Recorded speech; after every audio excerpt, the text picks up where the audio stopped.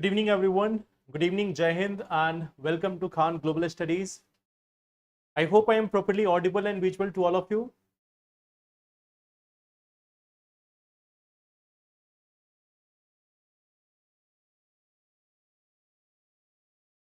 Good evening, everyone.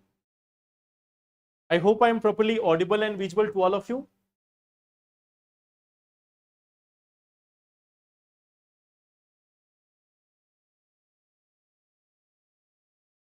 Good evening.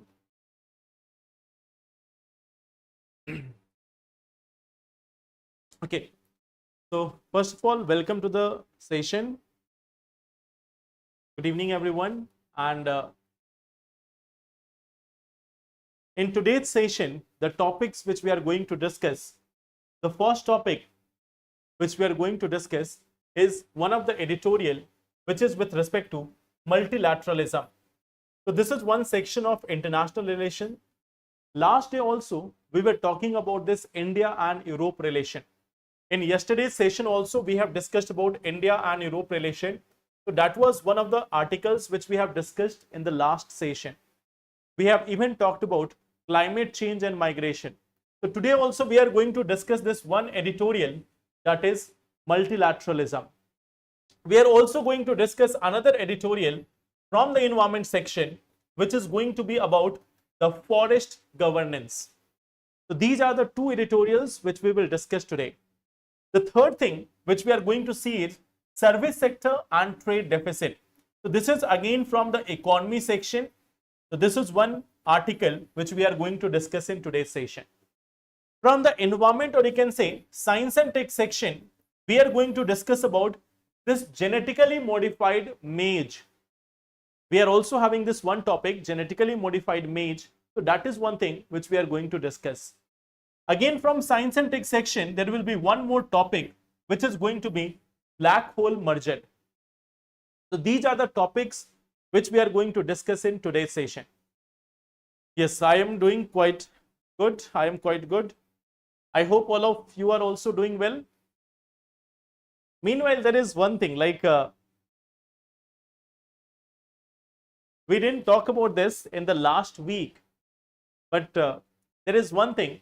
On 9th of July, on 9th of July, we have started our current affair discussion in 2024. We have started this like on 9th of July 2024, and this has been more than 1 year.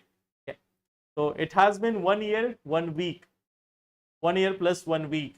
So we have started last year our conversation like this daily current affair discussion. We have started it on 9th of July 2024, and last week itself we have completed this 1 year. Okay. Please tell us format of Gandhi and nationalism. Okay, we will talk about it. We will talk about Mahatma Gandhi and nationalism. Okay.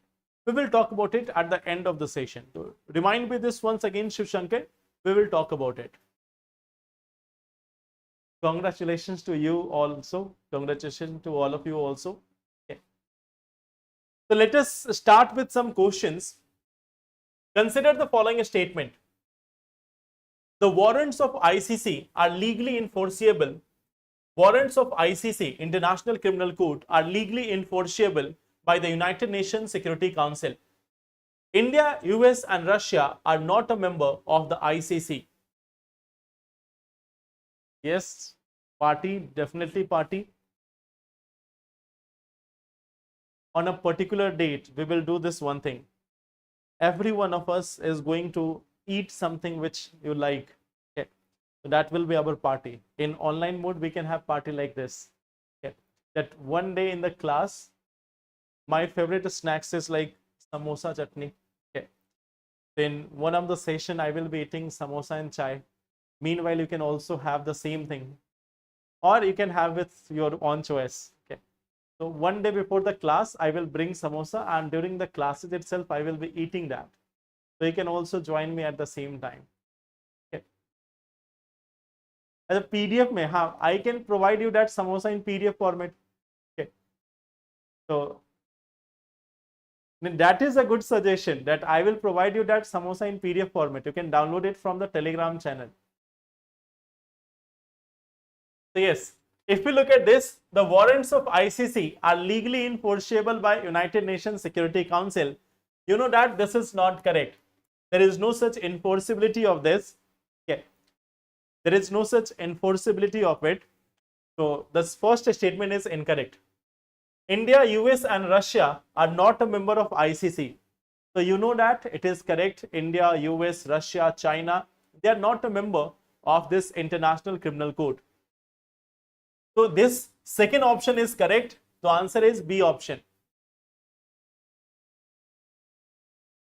New Development Bank has been created by BRICS to fund projects exclusively within BRICS member countries. China has the highest voting quota in the New Development Bank.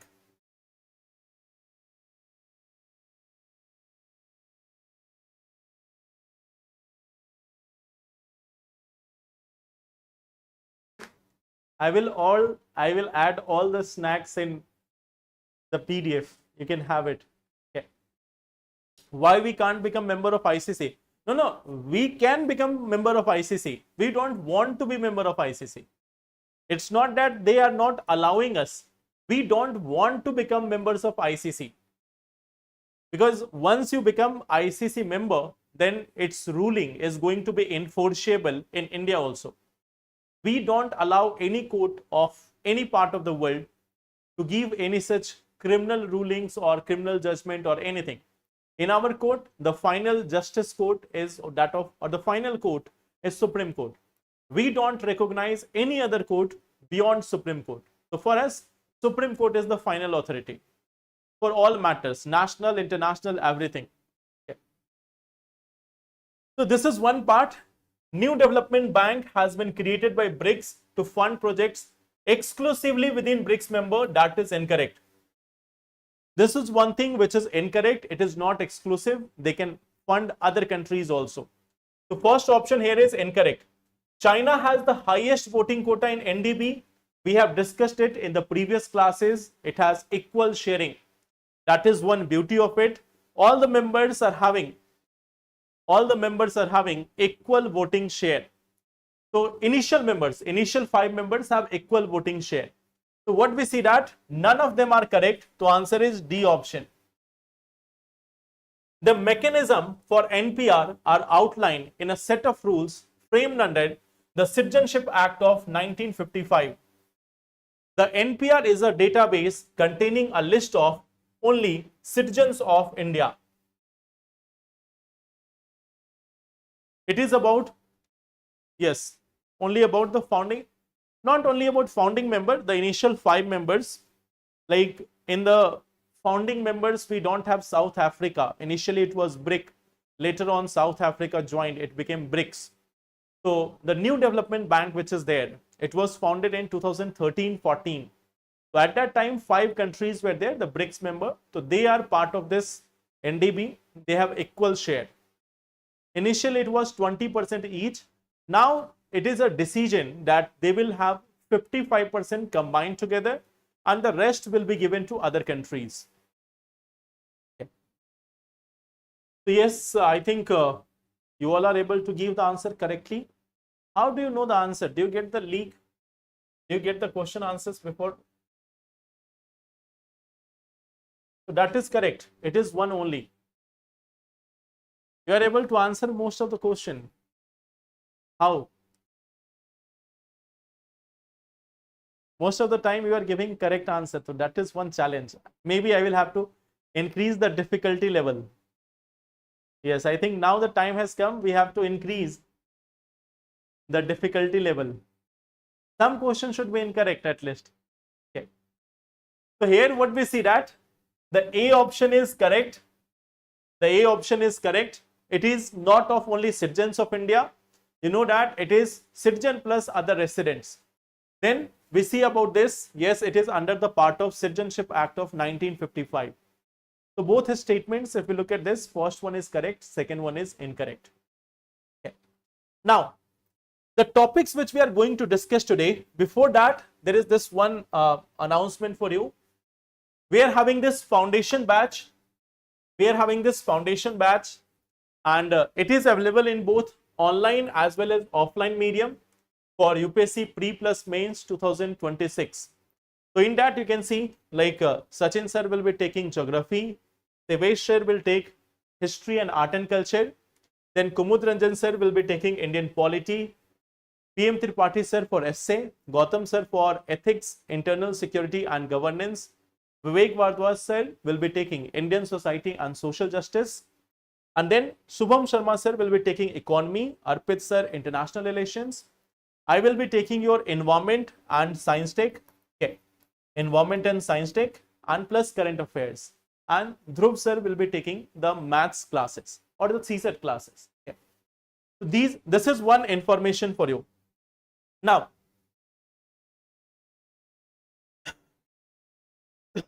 अच्छा second question में मैंने हाँ तो you have to like stay focused. See, when you are going in the exam, there will be multiple things which will be coming in between. Like suppose you have invigilators. Now let me tell you what happens that it may not happen in prelims exam because prelims exam is of 2 hours. So generally in some of the schools where you have your examination center, especially of mains exam, it may happen that when you are writing the paper, at the same time invigilators who are there, those who are there in the same room, they might be getting some of the snacks. Like suppose when you are writing the paper, you may also be feeling somewhat hungry. Okay.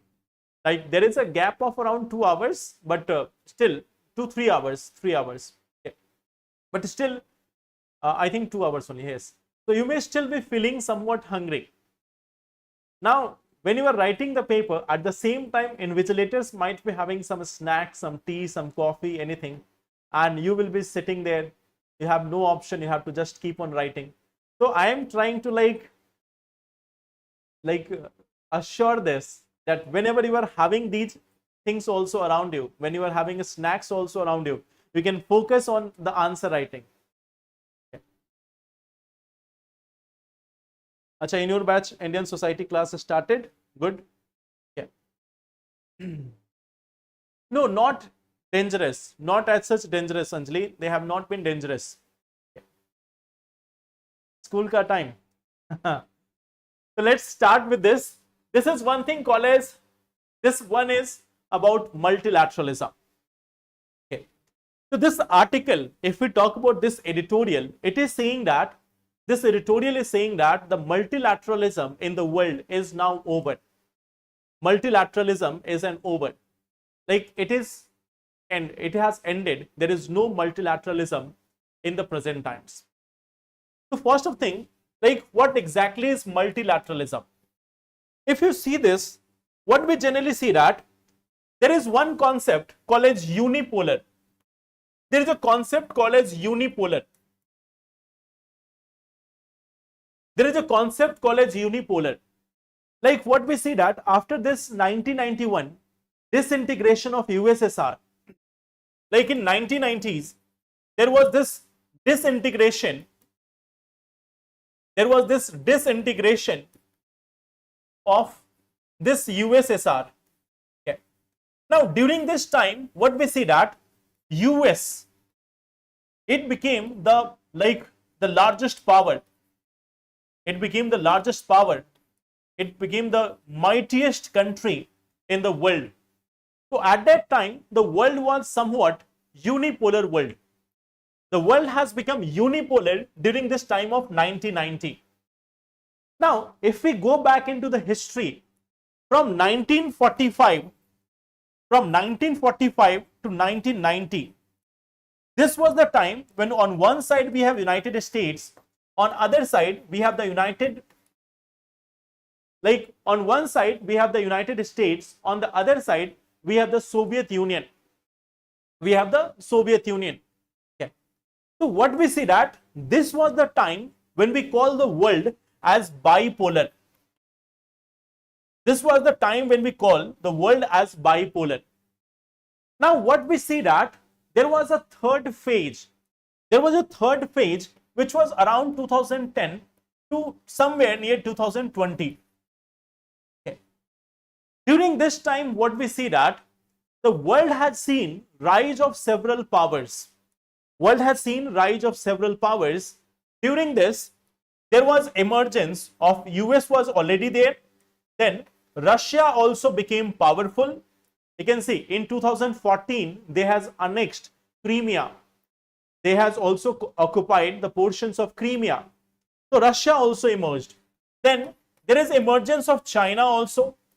There is emergence of India also. And there is emergence of Brazil also. There is emergence of Brazil also. In this time, in this phase, we see that the multilateral institutions like United Nations or WTO or others, they were also getting more attention. They were also getting more attention. They were also getting more power. You may have seen that this is the time when the world has also decided for sustainable development goal. The world has also decided for the Paris Treaty. So this phase, if you look at this 2010 to 2020 phase, you will find that the sustainable development goals were also finalized during this time. There was a reform in the quota of IMF during this time. There was also discussion about reforms in NSG and NPT. There was also reform with respect to climate governance. So this was the time period 2010 to 2020. It was an era of reform. It was an era of reform. Now, as per the article, as per the editorial, it is being suggested that now the world is going back to become bipolar.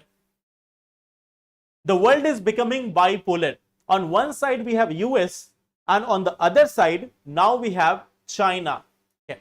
So here what we see that now we have US on one side, and on another side we have China. So this is the context of the editorial. This is the context of editorial, that what we see that this unipolar world was a brief period of time between 1990s to 2010. This was the time when US was dominating the global politics. 2010 to 2020, this was the time when world started to become multipolar.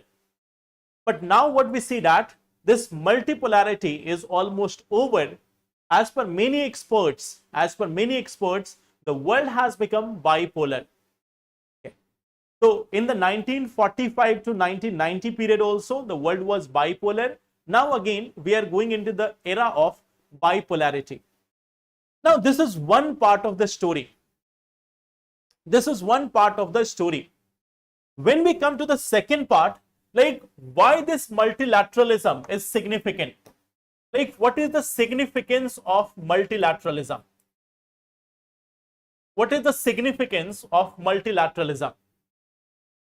It is said that this multilateralism is essential for stability and security.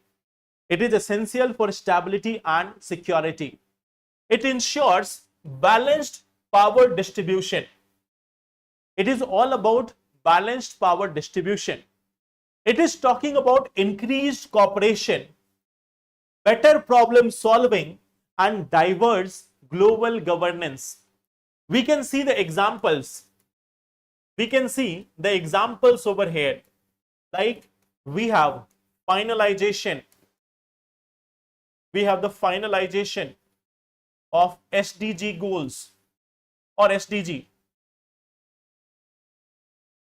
We have the Paris Treaty, a major global treaty during this time. We have reforms in IMF quota. We have more inclusive global governance. Let me tell you the example of this more inclusive global governance. Like India has become part of the Wassenaar arrangement. India has become part of Australia group. India has been also admitted to missile technology control regime. You have seen during this time we have got many such international forums. Like we have got International Solar Alliance also. Okay. We have seen that there has been formation of International Big Cat Alliance also. We have seen that the SWIFT system, it was also working during this time, the payment system. So there has been cooperation throughout the world during this time of multilateralism. Now this is one part of the story. Okay. So this is one part of the story, that multilateralism is all good. But the thing is, it is over now. Or as per the editorial, it is over now. So in this context, this editorial is suggesting the future for India, like what India should be doing, what steps should be taken by India in this phase of bipolar world. Now we see that the world is progressing towards a bipolar world. So in that case, what can be the suggestion for India? That is the main theme of this editorial. Okay. So this editorial is saying this one part, that the main strength of India is lying in this ensuring of the strategic autonomy. We need to maintain the strategic, we need to attain the strategic autonomy. We need to specify, we need to find this strategic autonomy. Okay. We need to have a neutrality between the major powers. We have to ensure the neutrality between major powers.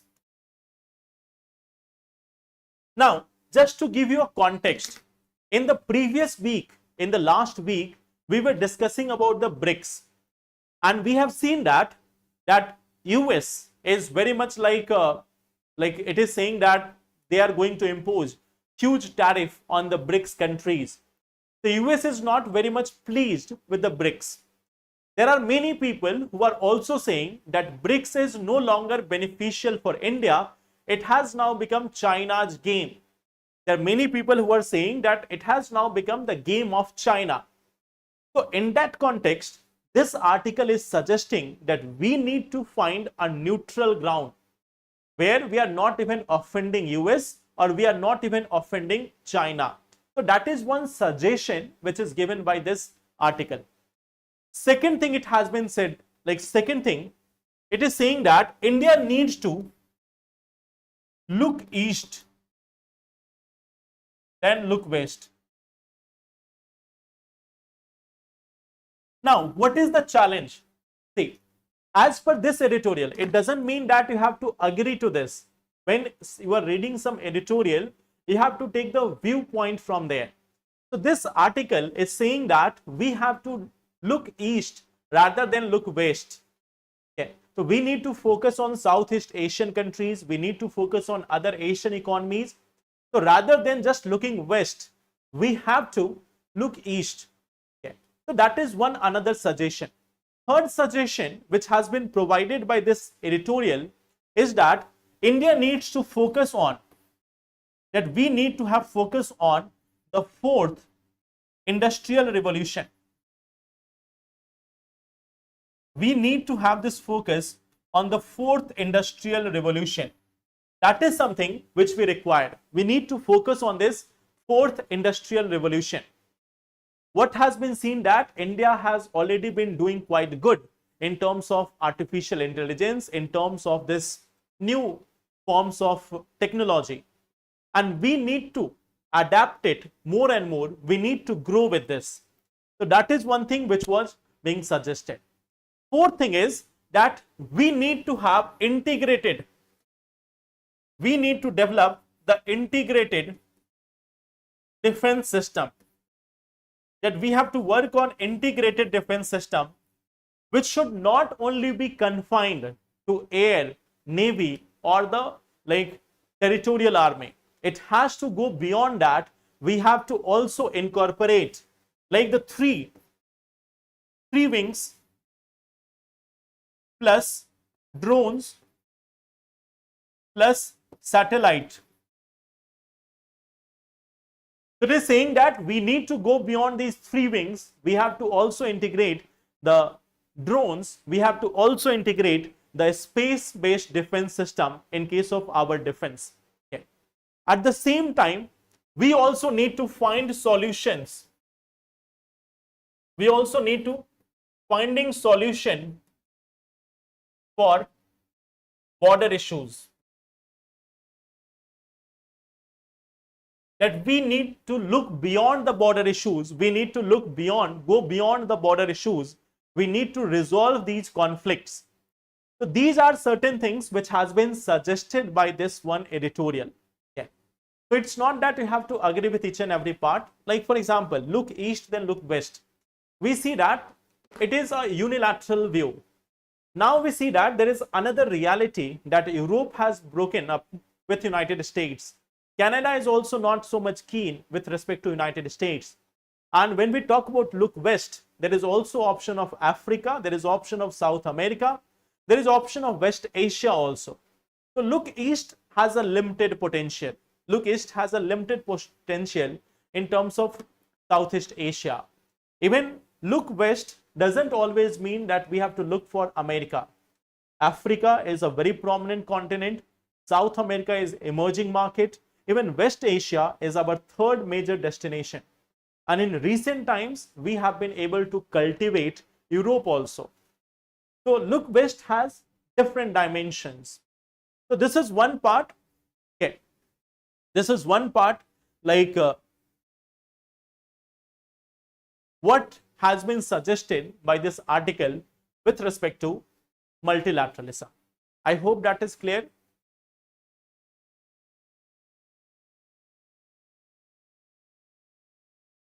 In 1990s, USSR was the second pole, and now China is trying to become. In fact, you can say that China has already become the second pole of the world. Okay. So China has already become the second pole of the world.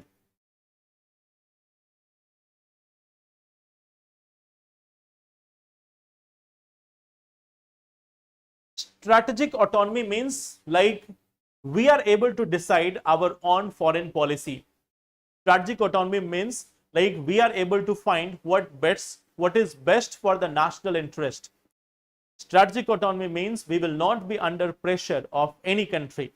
We will not be amending our foreign policy or our any decision as per other countries.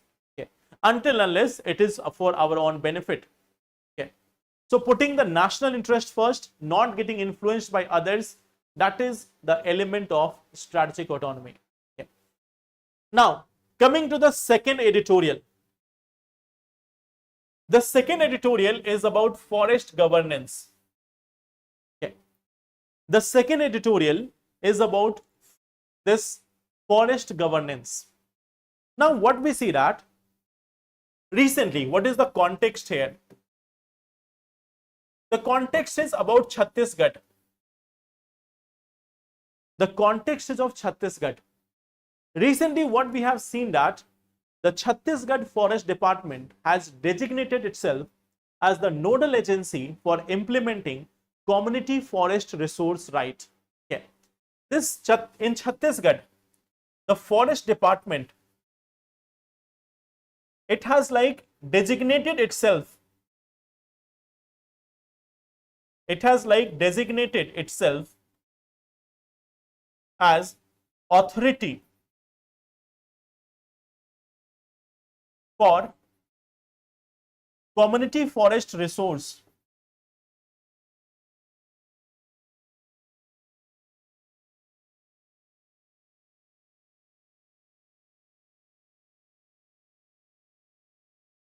Okay. So it has decided that like the community forest resource right will be implemented by the Forest Department of Chhattisgarh. If we talk about this, you have to also understand one part, that there is an act called as Forest Right Act of 2006. There is one act, Forest Right Act of 2006. It says that for any of the community forest, the right to manage the resources there, or the right to manage the resources, or the right to manage the forest lies with the Gram Sabha. Okay. So as per this Forest Right Act, the agency, the implementation agency, as per this Forest Right Act, the implementation agency is Gram Sabha. Gram Sabha. Okay. So now here, what we see that recently Chhattisgarh government and its forest department, they have said that enough with this Gram Sabha. We are going to decide what is going to be the policy. We are going to decide this one part, that what is going to be the policy with respect to the forest resource right. Now, of course, what they have done later on, what we see that after a certain period of time, the Chhattisgarh Forest Department has withdrawn this. So it's not that it is the current effective policy, they have withdrawn it. Okay. So that is also one part which you should be aware about. This has been withdrawn. Okay. After having this criticism, this has been withdrawn. So now they have withdrawn this decision. They have said that, okay, fine, let the forest resources be managed by the Gram Sabha. So they have agreed on this part. But it is highlighting another issue. It is highlighting another issue. What we see that, like, it is highlighting this one issue, that the forest department across India, is not very happy. They are not very much happy with the Forest Right Act. Okay. Why? You have to understand it, the history of this. The history. We have seen that when the Britishers came in India, they decided that the forest is going to be managed. They decided that this managing will be done by them. We have seen that they have decided this one part, that they are going to manage the forest. They decided by themselves. One day they sailed across the Atlantic. They have come across this Red Sea. They crossed it. They reached this part of India. And then later on they decided that this forest in India must come under their jurisdiction. Okay. What they did, they started to convert it. They started to convert the forest of India. What was their priority? Their priority, if we talk about this, their priority was to get timber. Their priority was to get the timber, the resource from the forest. Their primary goal was not to have the forest conservation. They wanted the timber for their industries, for their ships, for their railways. For their railways, ships and their industries, they wanted the timber, the wood, and hence they were converting the forest. In fact, they have led to destruction of the natural forest in various parts of the country. They have led to this destruction of natural forest in various parts of the country. Now, what we see that Britishers left India. Like what we see that in 1947, they left India. But even after that, the forest department is not able to leave that. Okay. It is often said in common parlance that अंग्रेज चले गए, but उनकी जो छवि थी वो अभी भी देखने को मिलती है. They have left, but the impressions of English is still there on the bureaucracy of India, on the departments of India. So they have left India, but their techniques, their work, their impression, their the way of working, it is still influencing the Indian bureaucracy, the Indian administration. So in this context, what we see that, yes, the colonial legacy, the colonial hangover, it is still there. Yeah. So what we see that this forest department is not so happy. Okay. What we see that this forest department is not so happy with the Forest Right Act of 2006. Now the question is why we are saying this? Like on what ground we are saying that they are not happy? Okay. So what we see that like throughout India, only 10,000 gram sabhas. India is a country of villages. You know that India is a country of villages. So throughout India, there is only 10,000 gram sabha who have been provided with the community forest resource right titles. Okay. Only 10,000 gram sabha, only 10,000 gram sabha, only they have been provided with titles of CFRR. CFRR. And what we have seen that only 1,000 of them, only 10% prepared CFRR plans.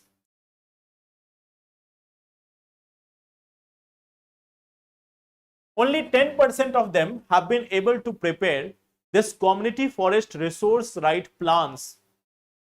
Rest of them have not been able to get any such management plan. So now the question is why? Why they are not able to make this plan?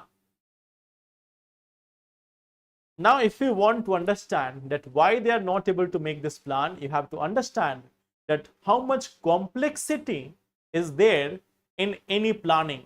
It's not that they are not making the plan, their plans are not getting approved. Okay. If only 1,000 of them are having community forest resource right plan, it is because many of them who have submitted their plans have been rejected by the forest department, by the government authorities. So their plans are not being approved. Their plans are not being approved. And then what the forest department is saying, that only 10% of them are able to make this plan. Remaining 90% of them have not been able to make the plan. Hence, its control should come back to the forest department. It is just like this, that we have empowered the citizens. They can make the rules. But when they will send this rule to us, we will reject it. And we will reject it so many times that ultimately they will say it, dear Lordship, please make our plan. Okay.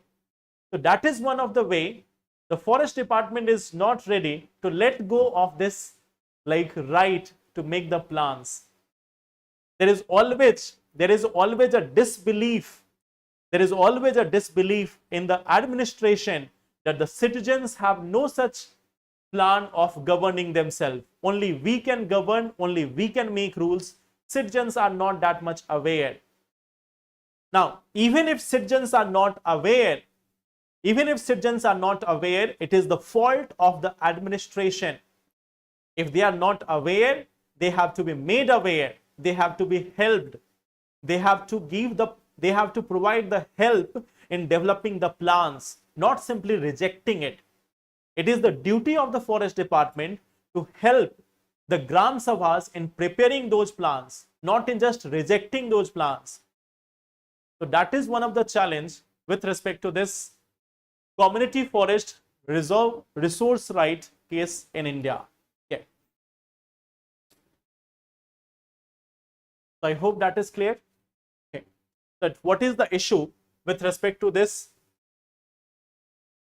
forest governance in India? So this is one of the region, like it has been around 20 years. It has been around 19 years, in fact. It is 19 years. We have got the Forest Right Act. And in 19 years, less than like 10% of the Gram Sabha has been able to come with community forest resource right management plan. So whose fault it is? If we talk about like they have not been able to make the plan, so whose fault it is? It is the fault of the forest department. Why they have not been helping? Okay. Why they have not been helping the Gram Sabha to make the plan? Why? Because they want the power. So that is the challenge. Okay. So this is one part, the forest governance. Okay. Now, the smaller articles, yes, of course, that is the failure of administration. If Gram Sabha has not been able to work, why have not been the secretariat services provided to Gram Sabha? Gram Sabha is having a constitutional status. Forest Department is having no constitutional status. Forest Department has been created by the government. Gram Sabha has been created by constitution. So Gram Sabha is much more superior than the Union Ministry of Forest, Environment and Climate Change. Because Union Ministry of Forest, Environment and Climate Change, they have been made by the executive. Gram Sabha has been made by the constitution, and there is supremacy of constitution. So Gram Sabha comes first. It is a constitutional body. Okay. So there is a difference. Now, coming to this one article, services export and trade deficit. So what we see that, like the overall trade deficit of India has reduced thanks to the high level of services export by India. Yeah. So what we see that in the recent times, like if we talk about the export and import, what we see that the exports in India has reached up to $210.31 billion. Okay. And in this same period, the import is of $230.62 billion. So our deficit, if you look into this, the trade deficit which we are having, that is roughly around $20.31 billion. Okay. So it is roughly around $20.31 billion. Now, why we are having this lesser trade deficit?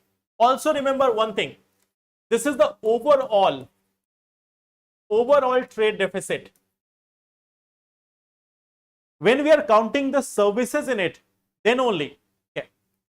So what we see that here we are counting both manufacturing and service sector. Normally in the trade's deficit, normally when we talk about the economics, then when we talk about trade deficit, we generally talk about trade of goods only. We generally talk about this trade of goods only. But here when we are talking about, we are counting both of them, the services also, manufacturing also. That's why we have written overall trade deficit. So here both manufacturing plus services, both of them are included here. And because of a significant rise in the export of services, we have seen that we are having a decline in the trade deficit. Okay. So this is one part. When we talk about the sectors, like the sectors where most of our export is there in case of services. Okay. In case of services, we see that software, that is the major area where we are doing the export. Then business services. Business. That is also the second area where we are doing the major part. Then transportation, that is also 11%. The transport which is there, it is also the third major sector. Yeah. So these are the three major sectors: software, business services and transport. So they are the three major areas within the service sector which is earning most of the forex reserve for us, or the one which is improving our trade balance. So if you go by the economics concept, the core economic concept, then trade deficit is just because of the trade in goods. But here in the newspaper which you see, it is not the trade deficit of good, it is trade deficit of goods plus services. So we cannot even call it as current account deficit, because in current account you have the remittances also, you have the transfers also, so that is different thing. So here we are naming it as a separate thing, overall trade deficit. So overall trade deficit has been declining because of contribution by the service sector. So this is one thing where you need the clarity. Okay, we see that like the trade deficit in India has been decreasing because of this service sector. Okay. So here I will ask you one question. With reference to balance of payment, which of the following constitute the current account? Balance of trade, foreign assets, balance of invisibles, special drawing rights. Which of them are part of the current account of India? Balance of trade, foreign assets, balance of invisibles, and special drawing rights.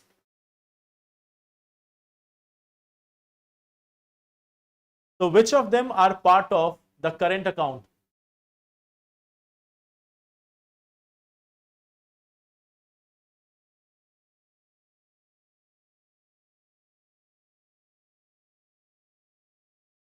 C option.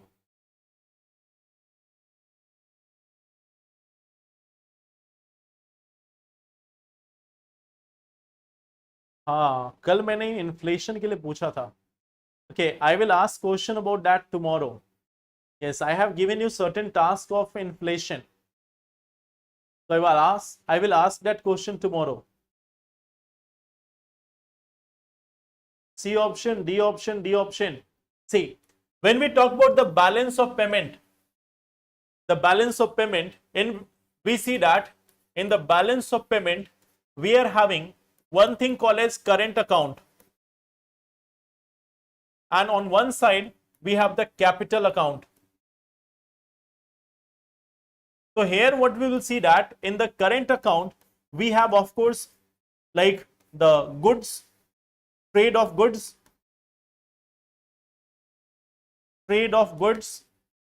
then we have the invisibles. Okay. So here we know that there is services. Okay. Then we have remittances also. Then if suppose there is a grant like thing, so that also become part of it. So these are the portions of current account. Here, if we are having any investment, if we are having like let us say loan, if we are having any loan, so that becomes part of this. Okay. So anything which is increasing the liability, anything which is increasing or decreasing the liability or the assets, they become part of capital account. They become part of the capital account. So this is one a general part. So here we see that balance of trade will be here, foreign assets not here, balance of invisibles will be there, special drawing rights not here. So answer is C option. Okay. So here the answer is C option. Okay. Now, coming to another article. Now here we are just talking about this one information. We are not going in the detail of this. We are just going into this information that we have one thing called a GM maize, genetically modified maize. So this is something which has been developed by Bayer Corporation. It has been developed by Bayer Corporation, and we see that the field trial is going to be conducted under this Punjab Agricultural University. Okay. So under this Punjab Agricultural University, there is going to be the field trial of the GM maize. So this is something which has been prepared. This is something which has been prepared or developed by the Bayer company. Now there are multiple variants of GM maize, but the two ones which are going to be introduced in India, or the one which is getting introduced in India, is having two different genes. Okay. This GM maize, if we talk about this, it is having one thing, insect resistance. It is having this insect resistance. And here we are using the BT. The BT stands for Bacillus thuringiensis. the Bacillus thuringiensis, the same bacteria which we have also used for BT cotton. So here also we are using Cry1AB, Cry1AC. Okay. These genes have been used, even Cry2AB. Okay. Cry2AB. Okay. That is also one gene which has been used, and Cry3B. Cry3B B1. So these are the genes which has been taken from the Bacillus thuringiensis. So this is providing the insect resistance to the GM maize. It is providing the insect resistance to the genetically modified maize. So one part, like one of the genes which we are taking is from Bacillus thuringiensis. Okay. We are also taking another gene, and that is for herbicide, tolerance. Okay. That is for herbicide tolerance. Okay. So here we have seen, like there is one thing called as Agrobacterium tumefaciens. Agrobacterium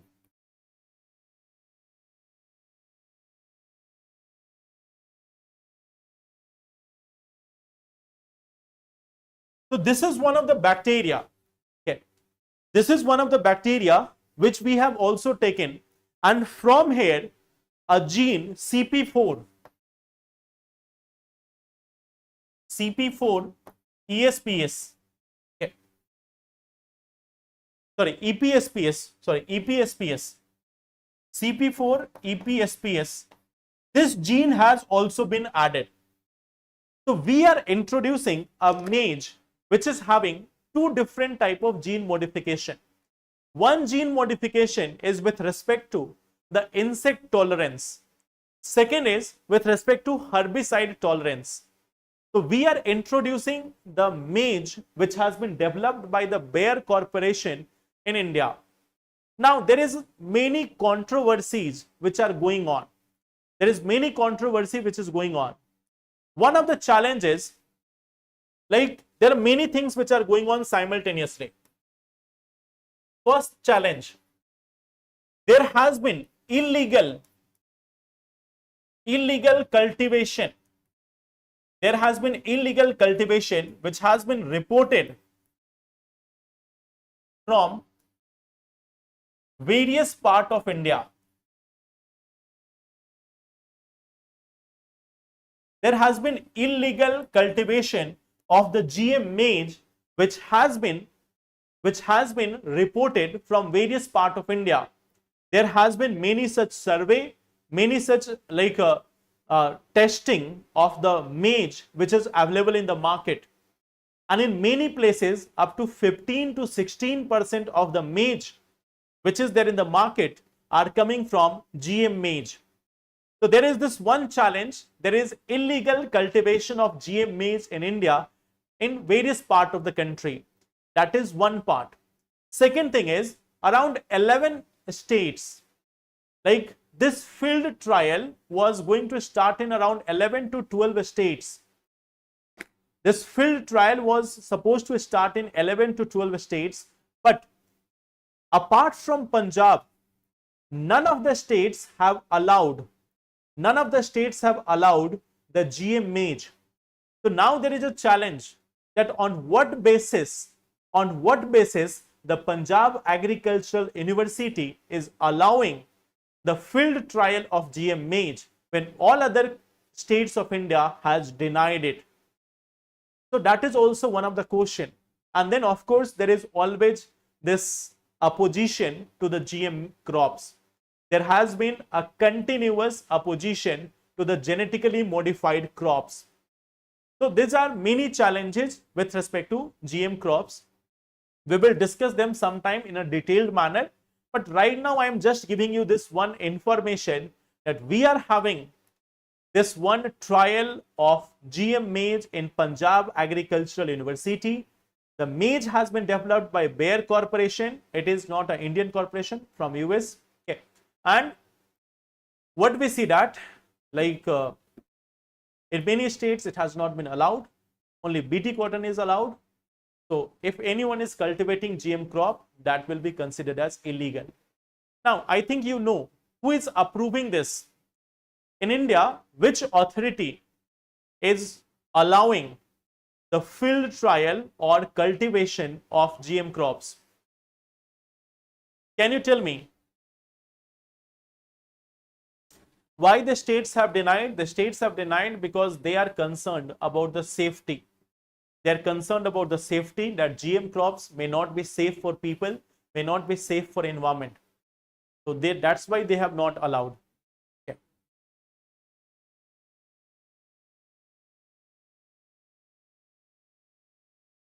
Yes, it means the maize will be insect free, like it will not have insect. As per the company, herbicide tolerance means, like suppose we are using many of the herbicides for controlling the herbs which are growing in the field. Like suppose along with the maize, many of the herbs are also growing. So if we have to like remove them, we have to spray some herbicide. Now when we are spraying herbicide, there is a challenge that along with the herbs, the maize plant is also impacted. So now we are providing this immunity to the maize plant, that even if herbicide is spread over there, there will not be impact on the maize plant, whereas the herbs, the other useless herbs which are there, they will be removed from the field. Okay.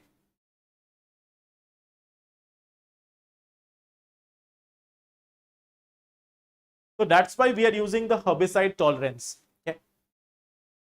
Agricultural Ministry, no. It is not Agricultural Ministry. It is Genetic Engineering Appraisal Committee under the Ministry of Environment, Forest and Climate Change. Okay. So it is the Ministry of Environment, Forest and Climate Change, and the organization which is responsible for this is Genetic Engineering Appraisal Committee. Okay. What is the need of this type of genetical modification if there is a concern about health? Now, there is one part of the story that there is a concern about health. There is another part of the story which is like we have got 1.4 billion population. Sorry, 1.46. We have got 1.46 billion population. We have also the largest cattle population. On one hand, we have got 1.46 billion humans. We have also seen that largest cattle population. This is one part. Second part, the GM crop, it is providing higher productivity, more income to farmer,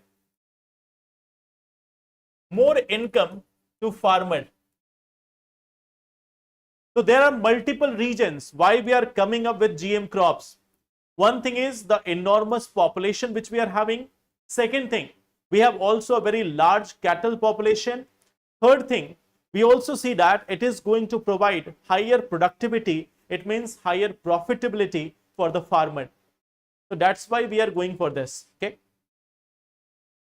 Now, coming to one last topic. Coming to this one last topic, there is a small and interesting topic. Black hole. Okay. So I think you all may have heard about black holes.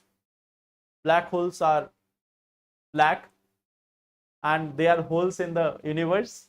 Okay. So black holes is basically black hole in the universe. That is all. Okay. What we see that when we are talking about black hole, we have to understand this one part. In the beginning, there is one thing called as nebula. What is nebula? It is a cloud of hydrogen and helium. When this cloud comes together, what we see that it can lead to formation of something called as a star. It can lead to formation of a star. If there is a small star, we find that we have a yellow star. We have a yellow star like the sun. Okay. We see that there is generally a yellow star like the sun. Now, when we see after certain period of time, like right now when we talk about our sun, if we are talking about our sun, so it is like 4.6 billion years. The age of the sun is around 4.6 billion years. The age of the sun is around 4.6 billion years. It is believed that after 5 billion years, the sun will not be there. After 5 billion years, there will be no such sun. Okay. So in that situation, the sun will get converted into a bigger thing, which is called as red giant. Now, why it will get converted? Hydrogen, which is present here, largely hydrogen, it will get converted into helium. This hydrogen is going to get converted into helium. It is going to get converted into helium. Now, after this, some period of time, when the helium will also be exhausted, when the helium will also become exhausted, we will see that this will get converted into planetary nebula. It will get converted, there will be a huge explosion, and it will get converted into planetary nebula. Now, from that planetary nebula, there will be a star which will come up, which is initially known as white dwarf. After some time, this same white dwarf may get converted into another thing which is not visible here. It is black. It is black, that's why it is not visible here. So there is certain thing which is present here, that is the black dwarf. So this is the one thing which happens with a small star like the sun. Sun is a small star. So generally what we see that from the nebula, from the cloud of hydrogen, helium and dust particle, we can have formation of a star. A small star is generally a yellow star. It is having mainly hydrogen. When hydrogen will be over, hydrogen will get converted into helium. It will form a red giant star. When helium is also exhausted, it will be a massive explosion, and from this nebula there will be formation of white dwarf or black dwarf. On the other side, if there is a large blue star, suppose we have got a large blue star, so in this case, initially it is also having hydrogen. This blue star is also having hydrogen in the beginning.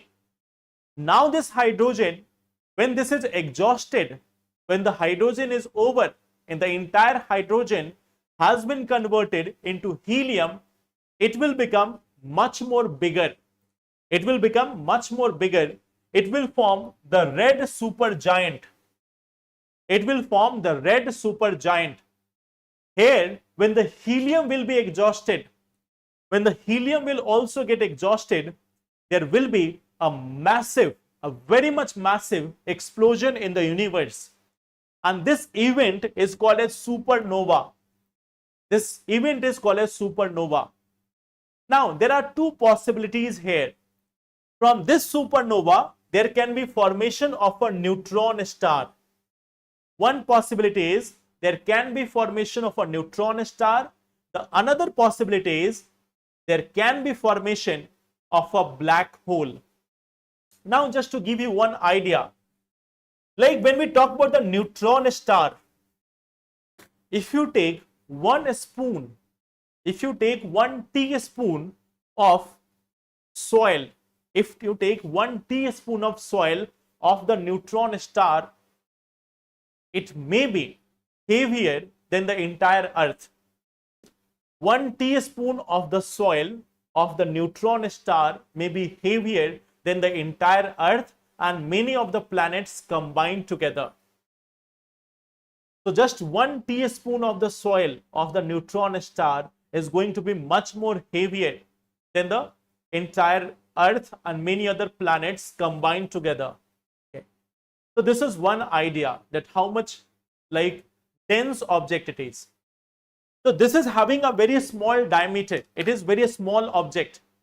It can be like the size of Delhi. The size of neutron star, the diameter of neutron star can be like that of Delhi or any other city.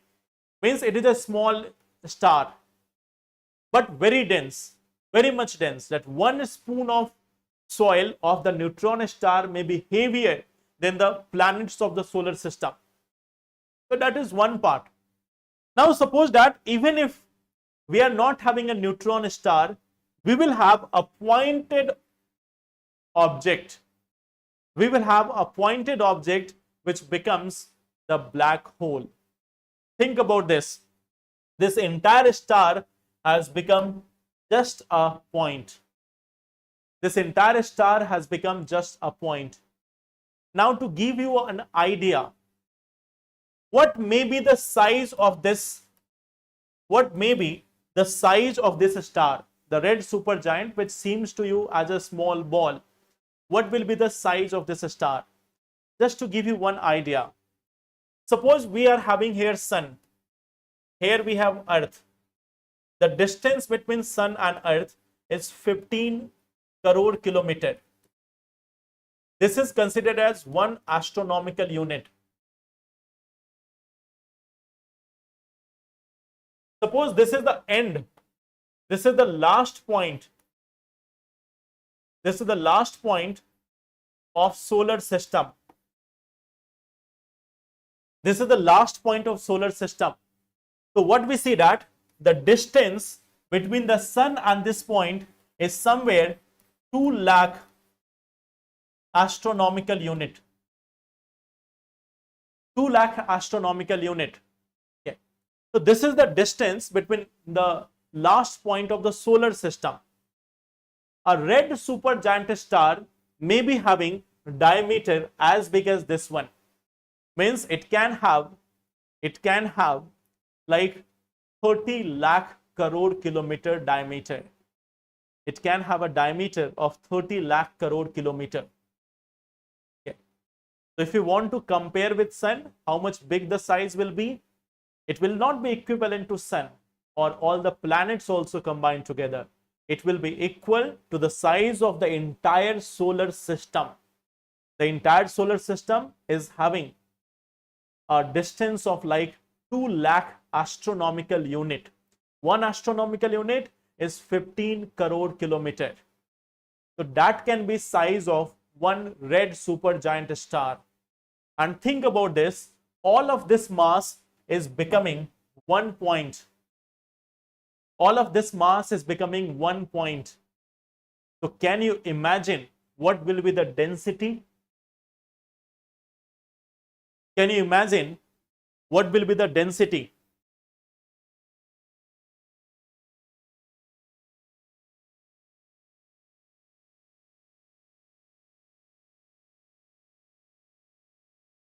So this is one part, that this is what we call as black hole. Now think about this. This is one part of the story. This is just one part of the story. Think about this another part, that what if two black holes start to orbit each other? Think about this, 2 points like these in the universe. If there are 2 points like these and they are starting to orbit each other, they are starting to move around each other, then they are going to create a massive, energy wave in the entire universe. They will start to orbit around each other. And their orbit, when they will come closer, they will generate huge energy wave in universe. They will generate huge energy waves in the universe, like the wave which you see here. These waves have been called as gravitational wave. These waves have been simply called as gravitational wave. So they will combine together, two black holes, they can merge together to form a bigger black hole. They will merge together and they will form a bigger black hole, which will still be a point object but having much more density, much more area of influence, much more area of influence. So these are what we call as black hole. These are what we call as black holes. They can combine together, they can form the like larger black holes also. Larger black hole means their area of influence will be much more bigger. These gravitational waves, if they are occurring anywhere near the solar system, if the occurrence of the gravitational wave is anywhere near the solar system, this is going to cause the collapse of sun-like stars. Don't even think about Earth, that will there be earthquake here. There will be no earthquake because there will be no Earth. Okay. If these gravitational waves are occurring anywhere near this solar system, there won't be earthquake because there won't be Earth left after that. So that is the power of gravitational wave. Okay. And we don't have one black hole. In Milky Way galaxy itself, we may have thousands of black holes. We may have thousands of black holes in just our Milky Way galaxy. Okay. So just to give you one idea, we have like thousands of these black holes in the Milky Way. There are like millions of galaxies. There are millions of galaxies in the universe, millions and millions of galaxies in the universe. There are thousands and thousands of black holes in the Milky Way galaxy. There are millions and millions of galaxies in the universe. Okay. So from there you can imagine that how many galaxies, how many black holes are there. But then comes the another part, that all this gravitational energy, all this black hole, all this matter, all the stars, all the galaxies, all the planets, each and everything which you know about, all the sources of nuclear energy, all the nuclear fusion energy in all the stars of the universe, the entire nuclear fusion energy in billions and billions and billions of stars in the entire universe is only 5% of universe.